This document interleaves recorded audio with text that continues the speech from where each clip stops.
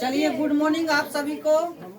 मैं प्रत्येक दिन की भांति इस दिन भी आज व्याकरण का शॉर्ट हैंड क्लास लेकर आए हैं। उम्मीद करेंगे कि आपको यह क्लास बहुत अच्छे लगेंगे, तो मेरे चैनल को लाइक एवं सब्सक्राइब जरूर कीजिएगा। चलिए हम सीधे चलते हैं, व्याकरण का शुरुआत हम करते हैं। तो बच्चों, जैसा कि आप जानते हैं कि व्याकरण, सबसे पहले हिंदी व्याकरण किसे कहते हैं, तो देखो आइए, हमको पता है कि हिंदी व्याकरण मतलब उस किताब को कहते हैं, यानी उस शास्त्र को कहते हैं जिससे शुद्ध पढ़ना लिखना तथा बोलना आवे, उसे हिंदी व्याकरण कहते हैं।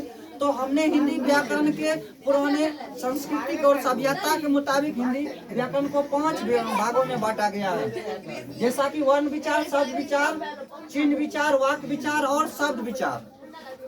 लेकिन इसी जगह आ जाइए, अभी के प्रमुख भेद अगर कहा जाए, हिंदी व्याकरण के प्रमुख भेद तो 3 भेद होते हैं। देखिए, वर्ण विचार, शब्द विचार और वाक्य विचार। उसी प्रकार से आगे देखिए, भाषा को, भाषा जो है 3 प्रकार के होते हैं, एक लिखित, दूसरा मौखिक, तीसरा सांकेतिक। लिखित मतलब लिख कर प्रकट करे, लिखित हो गया।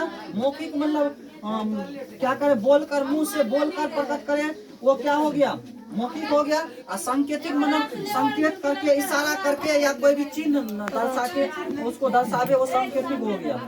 उसके बाद आगे हम लोग देखें वर्णमाला। वर्णों के समूह को वर्णमाला कहते हैं, वर्णों के समुदाय को। उसके बाद वर्ण 2 प्रकार के होते हैं, एक स्वर्ण वर्ण, एक व्यंजन वर्ण। स्वर्ण वर्ण कुल 11 होते हैं और व्यंजन वर्ण 33 होते हैं। उसके बाद स्वर्ण वर्ण का भेद, स्वर्ण वर्ण के 3 भागों में बांटा गया, हर्ष स्वर, दीर्घ स्वर और प्लुत स्वर।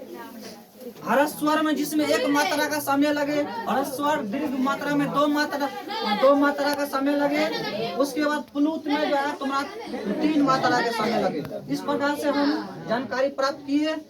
फिर हम अगले क्लास में मिलेंगे, तब तक के लिए जय हिंद, थैंक यू।